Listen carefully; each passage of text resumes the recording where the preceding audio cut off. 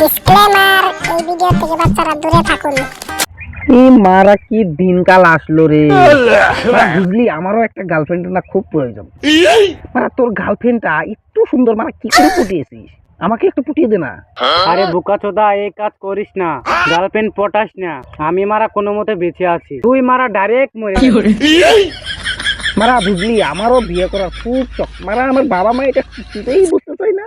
তুই মারা একটা মেয়ে আমাকে পটিয়ে দে না, আমার কিচ্ছু হবে না। বেশ, তবে শুন, আমাদের বাড়ির সামনে একটা তেঁতুল গাছ আছে না, মানে গামছা বাবা থাকে। তুই যে মেয়েটাকে ভালোবাস, ওই মেয়েটার নাম বাবাকে বল, বাবা পটিয়ে দিবি। এই মারা খেপা চুদা, তেঁতুল গাছ চলে তো ভূত থাকে, ওখানে বাবা কি করতে যায়? বন্ডামি না না, মানে ধ্যান করে। তবে আমি যাই, তুই বাসায় যা। হ, যা।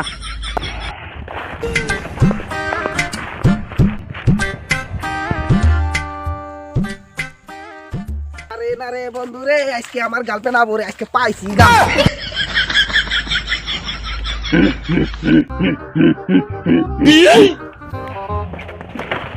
এই মারা আমাকে ও বলে দিল তেঁতুল গাছ তলে বাবা বসবে, এখানে এসে দিই বাবা আম গাছের নিচে বসে আছে।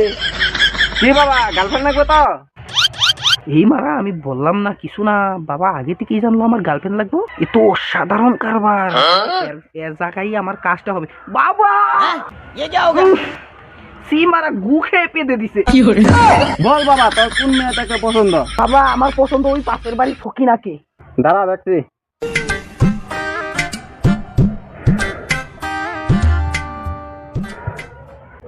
মারা, ওর তো বিয়ে হয়ে গেছে।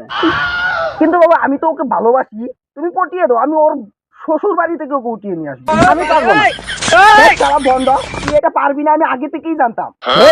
তুই আমাকে বন্ড দিলি, দাঁড়া তোকে আমি নুনু বান মেরে দেবো। তুই আমার এটা করে নি। দাঁড়া, তোকে দেখাচ্ছি।